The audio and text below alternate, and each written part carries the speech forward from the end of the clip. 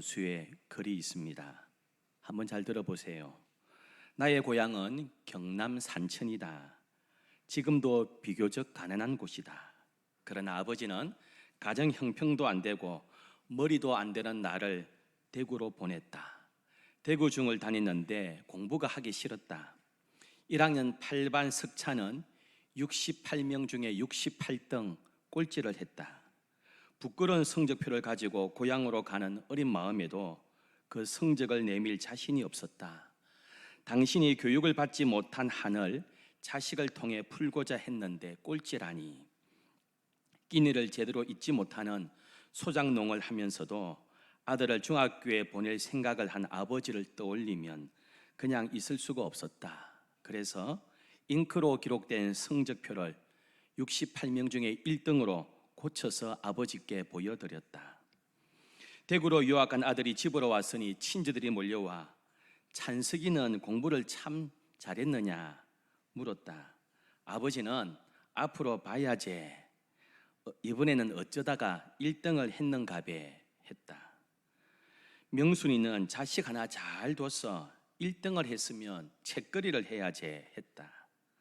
당시 우리 집은 동네에서 가장 가난한 살림이었다. 이튿날 강에서 맥을 감고 돌아오니 아버지는 하나뿐인 돼지를 잡아 동네 사람들을 모아놓고 잔치를 하고 있었다. 그 돼지는 우리 집 재산 목록 1호였다. 기가 막힌 일이 벌어졌다. 아버지 하고 불렀지만 다음 말을 할 수가 없었다. 그리고 달려나갔다. 그 뒤로 나를 부르는 소리가 들렸다. 겁이 난 나는 강으로 나가 죽어버리고 싶은 마음에 물속에서 숨을 안 쉬고 버티기도 했고 주먹으로 내 머리를 내리치기도 했다. 충격적인 그 사건 이후 나는 달라졌다. 항상 그 일이 머리에 맴돌고 있었기 때문이다. 그로부터 17년 후 나는 대학 교수가 되었다. 그리고 나의 아들 민우가 중학교 입학했을 때, 그러니까 내 나이 45살 되던 어느 날 부모님 앞에 33년 전의 일을 사과하기 위해 어머니, 저 중학교 1학년 때 1등은요 하고 말을 시작하려 했는데 옆에서 담배를 피우시던 아버지께서 고마해라, 민우가 듣는다고 하셨다.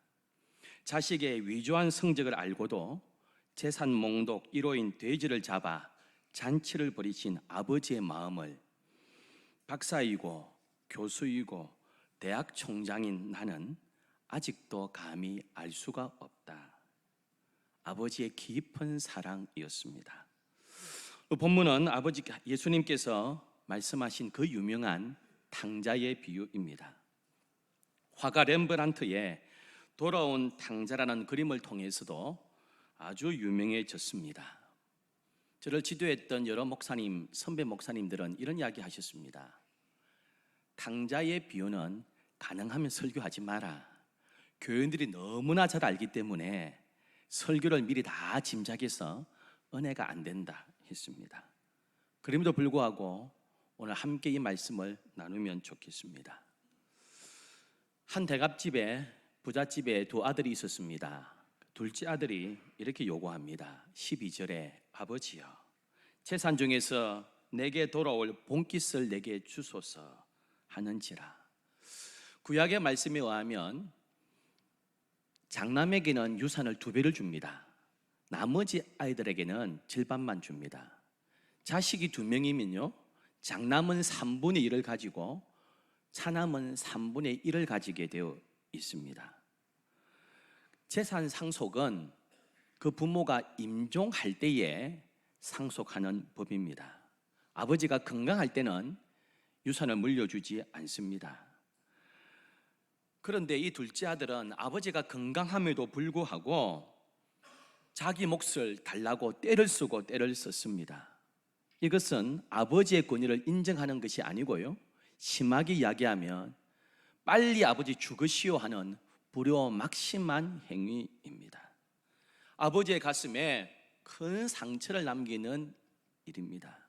둘째 아들은요, 안 주니까 죽어라, 살겠다 하면서 얼마나 졸랐는지 결국 자신이 받을 재산 3분의 1을 받게 됩니다. 큰 부잣집이니까요. 3분의 1도 어마어마한 재산이었습니다.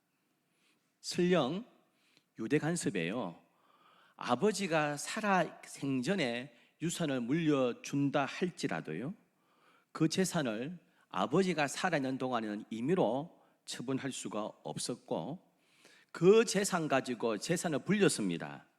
그 이익은 자기가 갖는 것이 아니라 부모님께 드리는 것이 관례였습니다. 그런데 둘째 아들은 어떻게 했습니까? 13절, 그 후 며칠이 안 되어 둘째 아들이 재물을 다 모아가지고 먼 나라에 가 거기서 허랑방탕하여 재산을 낭비하더니, 재물을 다 모았다 했습니다. 즉 돈 되는 것은 숟가락 하나까지 다 챙기는 욕심을 보였습니다. 아버지의 심정, 형은 생각하지 않고 자기만 압니다. 매우 이기적입니다. 다 모았다는 말은 현금으로 전부 다 바꾸었다는 것입니다. 모든 부동산 다 처분해서 현금을 챙겼다는 것입니다. 아버지가 살아계신데 이런 일을 한다는 것은 아버지를 생각하지 않는 것이고요, 불효와 막심한 행동입니다. 오늘 말씀에 먼 나라에 갔다고 이야기합니다. 3분의 1의 재산을 상속받았으면 아버지를 부양할 의무가 있습니다. 우리나라도요, 아버지 부모를 잘 모시라고 미리 아파트를 주고 현금을 주었는데 효도하지 않을 때에 돌려달라는 소송을 종종 하곤 합니다. 그런데 이 아들은 아버지를 부양하지 않겠다는 겁니다. 먼 나라로 갔습니다. 그리고 오늘 말씀에 며칠이 안 되어, 속전속결입니다. 야속한 아들입니다. 이렇게 집을 떠났으면 이윤을 남겨가지고 성공해야 되지 않겠습니까? 그러네, 거기서 허랑방탕했다 합니다. 영어 성경에는 와일드 리빙, 거친 삶을 살았다고 표현하고 있습니다. 돈 버는 것은 어렵고요, 낭비하는 것은 얼마나 쉽습니까? 공짜로 받은 유산 이렇게 저렇게 쓰다 보니까 금방 거들났습니다. 14절에 다 없앤 후에 쫄딱 망했습니다. 거기에다가 흉년까지 들자 그의 생활은 비참해지고 말았습니다. 15절에 다른 사람 집에 붙어 사는데 돼지를 치게 되었습니다. 유대인들은 돼지를 치지 않고요, 먹지도 않습니다. 되새김질을 않고, 그래서 안 먹습니다. 불결하게 여깁니다. 지금도 중동 무슬림들 돼지고기 먹지 않습니다. 그런데 그 돼지를 칩니다. 너무 배가 고파서 지엄 열매를 먹고자 했는데 지엄 열매도 못 먹었습니다. 주는 사람 없었습니다. 지엄 열매는 주로 가축들의 사료로 쓰이고요, 기근 때에는 아주 가난한 백성들이 구휼 음식으로 먹는 것입니다. 그런데 그것조차도 먹지 못했다고 이야기합니다. 아버지의 권위, 명예 추락시키고 재산 다 탕진했고요, 형과의 관계 다 깨어져 버렸습니다. 그래 나갔으면 성공해야 되죠. 그런데 쫄딱 망했습니다. 나쁜 아들입니다, 여러분. 강대상이지만 제가 욕 한마디 하겠습니다. 나쁜 새끼입니다, 여러분. 둘째 아들에 비하면 장남은 어떻습니까? 범생입니다. 온순하고 성실한 모범생입니다. 큰아들은 아버지께 재산 상속을 요구하지도 않았고요, 묵묵히 집과 재산을 지키며 열심히 일했습니다. 29절에 아버지께 대답하여 이르되 내가 여러 해 아버지를 섬겨 명을 어김이 없거늘. 아버지의 명을 한 번도 어긴 적이 없습니다. 아버지가 하라고 하면 다 했습니다. 고분고분했고요, 반항하지 않았고 열심히 일했고 순종했습니다. 그것도 계속해서 일어날 했습니다. 동생이 망해서 거지꼴로 집으로 돌아오는 날도 25절을 보면 큰아들은 그날도 밭에 나가서 일하다가 들어오고 있습니다. 나무랄 데 없는 아들 아닙니까? 아버지의 자랑거리입니다. 그러나 사실은요, 자기밖에 모르는 마음은 동생하고 똑같습니다. 동생이 방탕했다면 형은 인색하고요, 동생이 호탕한 남자라면 형은 쪼잔한 남자입니다. 동생이 돌아왔을 때 아버지가 잔치를 베풉니다. 22절에 제일 좋은 옷을 내어다가 입히고 손에 가락지를 끼우고 발에 신을 신기라. 23절, 그리고 살진 송아지를 끌어다가 잡으라. 우리가 먹고 마시자. 여러분, 살찐 송아지 아닙니다. 살진 송아지입니다. 살찐 것은 그냥 피둥피둥한 것을 살찌답니다. 살진은요, 알차고 제일 값이 나가는 겁니다. 제일 값나고 제일 맛있고 제일 귀한 살찐 송아지 잡았습니다. 잔치 소리가요, 얼마나 향긋고 크든지 25절에 보면 장남이 밭에 있다가 돌아오는데요, 그 소리가 밖에까지 막 들립니다. 풍악 소리 들리고요, 춤추는 소리 들리고요, 웃음 소리가 들립니다. 그 소리 듣고 의아한 장남이 종을 불러 묻습니다. 집에 무슨 일이 있냐? 무슨 날인데? 27절에 대답하되 당신의 동생이 돌아왔음에 당신의 아버지가 건강한 그를 다시 맞아들이게 됨으로 인하여 살진 송아지를 잡았나이다. 여러분, 관대한 형이면 얼마나 좋은 소식입니까? 야, 동생이 왔다고, 반가운 동생이 왔다고, 집을 나간 동생이 왔다고 함께 기뻐하고 베푼 잔치에 즐거워해야지요. 그런데요, 그 대신에 이 형은 소위 말해서 머리에 뚜껑 열립니다. 열받았습니다. 아버지께 따지고 대듭니다. 아니, 그를 위해서 살찐 송아지를 잡다니요, 돈을 펑펑 쓰고 허랑방탕하고 다 잃어버리고 이 거지꼴로 돌아온 이를 위해서 잔치를 베풀다니요. 30절에요, 창녀들과 놀기 바쁜 놈을 위해서 잔치를 베풀었습니다. 29절에 자기의 벗들을 위해서는 이런 잔치를 베풀어 준 적이 없잖아요. 아버지, 나를 위해서는, 내 친구를 위해서는 한 번도 잔치 안 해놓고 저 창녀들과 놀다가 다 망해가지고 아들 위해서는 잔치를 베푼다니요. 그리고 제일 좋은 고기를 잡다니요. 이런 법이 어디 있습니까? 28절에요, 이렇게 기록합니다. 그가 노하여 화가 나 씩씩거렸습니다. 잠깐 열받은 것이 아닙니다. 이 격분한 감정이 머리 끝까지 온 노염과 분노에 쌓였습니다. 나 잔치 자리 낄 생각 없어요, 아버지. 나 안 들어가요. 여러분, 누가 낫습니까?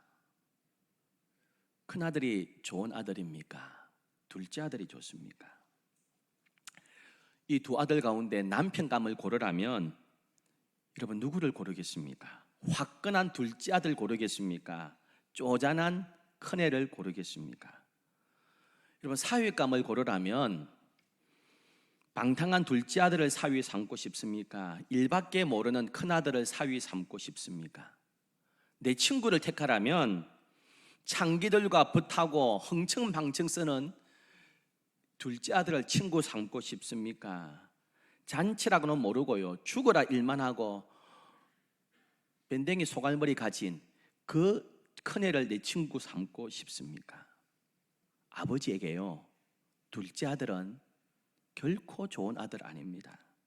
아버지의 권위를 뭉개버리고 재산 탕진해버리고 거지꼴로 돌아와 집안을 망신시키는 작은 아들, 좋은 아들 아닙니다, 여러분. 그렇다고 큰 아들도 좋은 아들 아닙니다. 동생이 돌아왔는데 아버지가 동생 때문에 잠을 자지 못하고 늘 걱정하던 아버지의 마음을 헤아렸다면 이렇게 행동하지 않았을 것입니다. 여러분, 큰 아들도 결코 좋은 아들 아닙니다. 큰 아들, 작은 아들 다 좋은 아들 아닙니다. 둘째 아들이 돌아온다는 소식을 들었습니다. 20절에요, 아직도 거리가 먼데 아버지가 그를 보고 척은히 여겨 달려가 목을 안고 입을 맞추니, 아버지가 달려갔다고 이야기합니다. 그래서 오늘 설교 제목을 아버지의 달리기라고 제가 잡았습니다. 여러분, 왜 뛰어간 줄 아세요? 제가 이 구절을 묵상하다가요, 일주일 내내 묵상하다가 너무 눈물이 났습니다. 아버지가 저 멀리 있는 아들을 먼저 보고요, 달려갔습니다. 멀리 보아도 행색이 초라합니다. 쫄딱 망한 거지요. 그래서 거지꼴로 들어오지 말라고 내쫓기 위해서 쫓아갔습니까? 남들 눈에 창피하니까 성공하기 전에 못 들어온다고, 당장 끄지라고, 너 때문에 당한 망신을 생각하면 꼴도 보기 싫다고 쫓아내려고 뛰어갔을까요? 아직도 거리가 먼데 아버지가 그를 보고 척연히 여겨 매일같이 아들을 기다렸습니다. 매일같이 아들을 살폈습니다. 멀리서 보니 아들 행색이 초라합니다. 금이 환양이 아니라 쫄딱 망하고 갈 곳 없고 받아줄 사람 없어 지친 몸 가지고 집에 기어 들어오고 있습니다. 아버지는 둘째 아들의 입에서 잘못했습니다, 용서해 주세요라는 말도 나오기 전에 이미 그의 마음은 측은함으로 가득 찼습니다. 도와주지 아니하면, 안아주지 아니하면 아파서 견딜 수 없는 단장의 아픔, 창자가 꼬이고 끊어지는 그 처근지심 가지고 이 아버지는 그 아들을 아파하고 있습니다. 여러분, 과거에 우리나라 경우에요, 양반들은 뛰지 않습니다.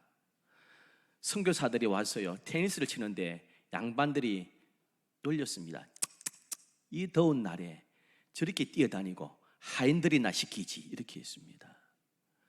여러분, 우리는 양반들은요, 뒷짐 들고 이렇게 걸어갔습니다. 아무리 바빠도 뛰지 않는 것이 양반입니다.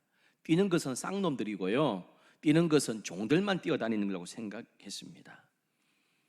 귀족들은, 양반들은 점잠 뺍니다. 결코 뛰지 않습니다.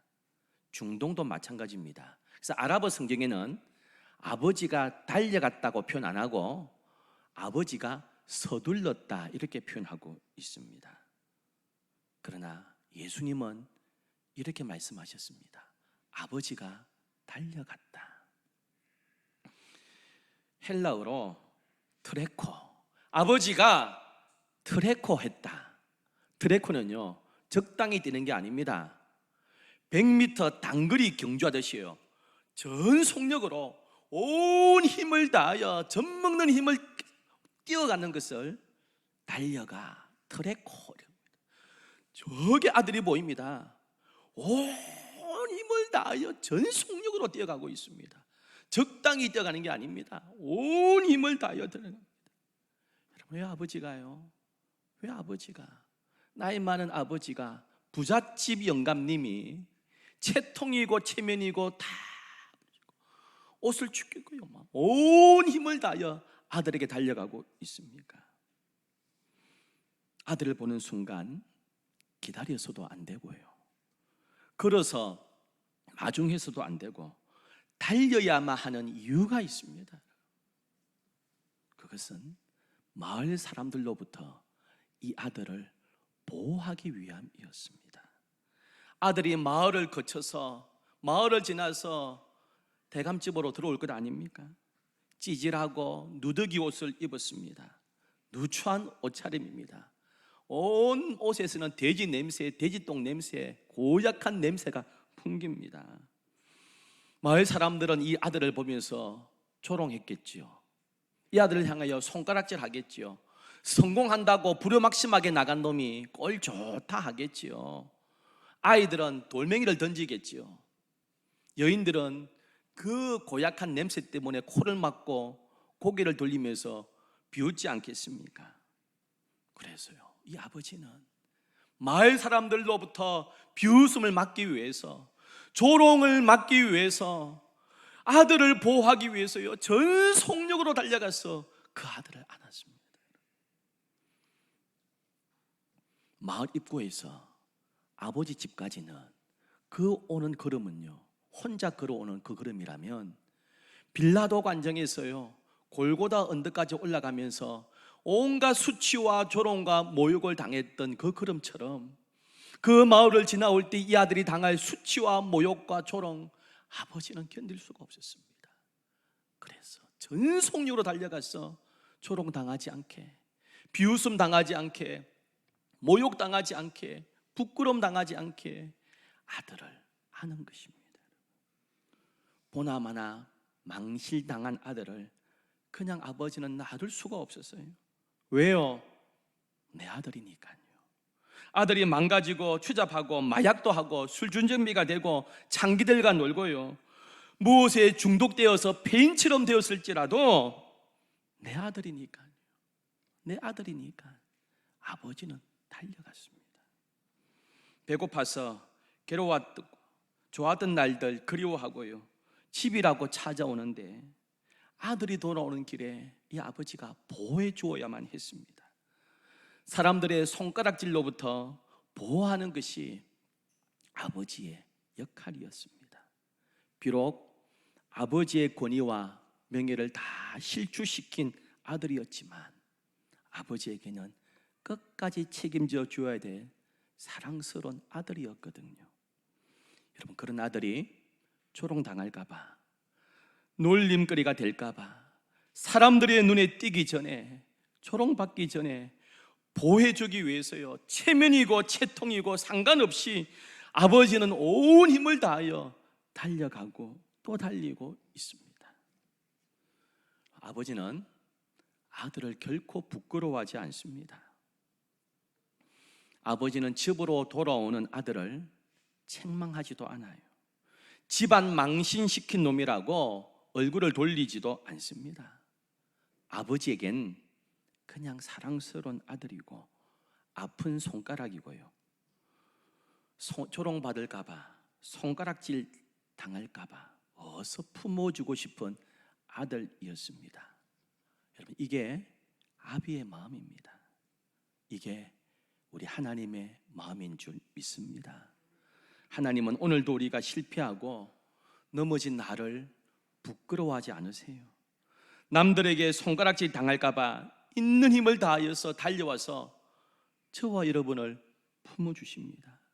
하나님은 결코 나를 비난하지도 않으세요. 버리시지도 않으세요. 얼굴을 돌리시지도 않으세요. 실패했다고, 이혼했다고, 죄지었다고, 부도 났다고, 입사시험에 떨어졌다고, 망했다고 하나님 나를 비방하지 않으시고 나를 부끄러워하지도 않으시고 남들이 나를 흉볼까봐, 남들에게 비웃음을 당할까봐, 남들에게 업신여김을 당할까봐 우리 주님은 맨발로 뛰어와서 전속력으로 달려와서 오늘도 우리를 품어주시고 계신 줄 믿습니다. 여러분, 이런 아버지를 보면서요, 이 둘째가 어떤 생각했겠습니까? 아버지의 그 사랑, 아버지의 그 긍휼, 아버지의 그 자비하심을 잃고 아버지 품 안으로 들어옵니다. 100마디 말보다 달려오는, 뛰어오는 아버지의 그 모습 보고요, 그 아버지를 배신할 수 없는 큰 사랑의 흔적, 용서의 흔적을 이 아들은 마음에 새기고 있습니다. 아버지의 사랑이 너무 크기에 그 이후에 그 마을 주민 누구라도요, 이 아들을 업신여기거나 수군거리거나 뒷담화하지도 않았을 것입니다. 부잣집 영감님이요, 벗은발로 뛰어나와서 그 아들의 목을 껴안고 입을 맞추고 영접한 아들을 어떻게 뒷담화하겠습니까? 어떻게 조롱하겠습니까? 그런 아들을 어떻게 흉보겠습니까? 아들의 신분을 완벽하게 보호해주기 위해서 아버지는요, 달리고 달리면서 품어주었습니다. 아버지의 속 깊은 마음과 정을 어떻게 알겠습니까? 사랑하는 성도 여러분, 이것이 하늘 아버지가 우리를 품어주시는 그 사랑이라고 오늘 말씀하고 있습니다. 우리가 이런 하나님의 사랑과 용서의 눈물 흘려보기 전까지는 오늘도 하늘 아버지의 마음을 알 수 없는 탕자의 삶으로 살아갈 수밖에 없습니다. 큰아들에 대한 아버지의 마음은 어떨까요? 집 나갔던 동생이 돌아오면 형이 당연히 기뻐할 줄 아버지가 알았습니다. 그래서 아버지는 장남에게 묻지도 않고요, 덥석 잔치를 열었습니다. 그런데 그 잔치가 사달이 날 줄 몰랐습니다. 장남이 노발대발했어요. 얼마나 화가 났던지요. 28절에 그가 노하여 들어가고자 하지 아니하거늘 노했습니다. 격분하고 화가 났습니다. 노하다의 원래 뜻은 복수하고 싶다 이런 말입니다. 그리고 집에 안 들어갑니다. 아버지, 동생을 쫓든지 아니면 내가 집 나가겠습니다. 집에 들어 안 갑니다. 여러분, 동생을 내보내세요. 안 해요. 내가 집 나가겠습니다. 지금 그래 하고 있습니다. 여러분, 아버지 입장에서 얼마나 황당하겠습니까? 이런 썩을 놈을 봤나? 동생이 돌아오면 좋아해야지. 그러고도 네가 형이냐? 여러분, 이렇게 야단치지 않아요. 28절에 아버지가 나와서 권한대 하고 있습니다. 야단치지 않고 부탁하고 있습니다. 큰아들을 달래고 있습니다. 작은 아들이 돌아왔을 때도 아버지의 마음은 작은 아들을 불쌍히 여기는 마음이었습니다. 측은지심이었습니다. 동생을 위한 잔치에 참여하지 않겠다고 버티는 큰아들에 대한 아버지의 마음도 측은지심입니다. 그리고 아버지는 이 큰아들도 이해합니다. 그러고 보니 너를 위해서는 한 번도 잔치를 해주지 않았구나. 너무너무 미안하다 아들아. 그런데 이 모든 것 너 거 아니냐? 내가 너한테 다 주는 것 아니냐? 내가 너한테 묻지도 않고 이렇게 잔치하더니 참 너의 마음 내가 못 헤아렸다. 너 참 많이 섭섭했겠구나.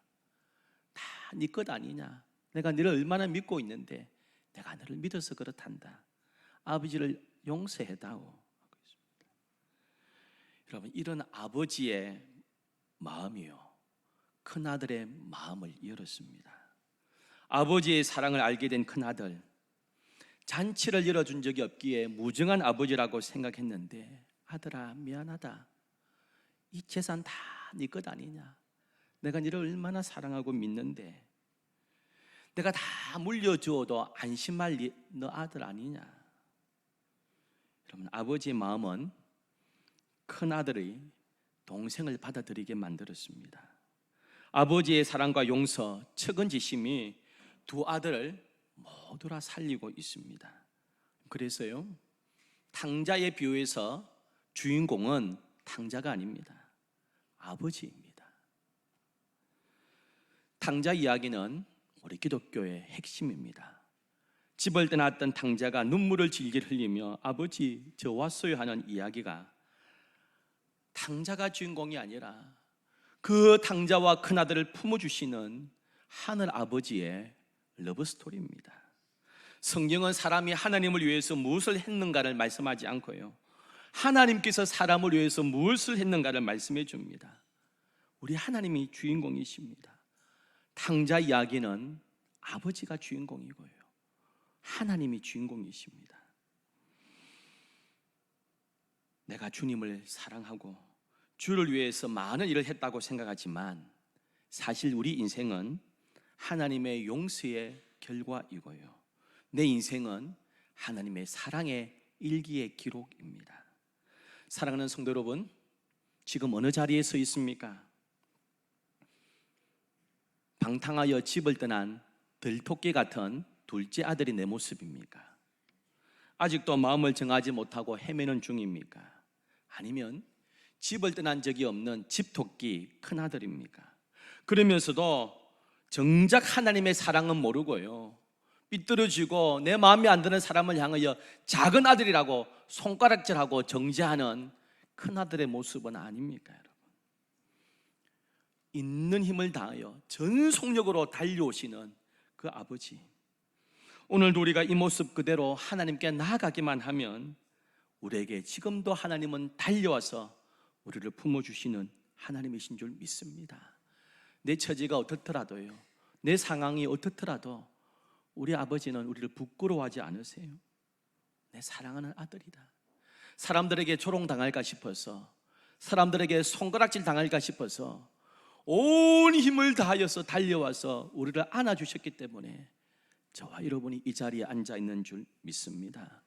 이제는요, 우리가 주를 향하여 온 힘을 다하여 달려가야 될 때입니다.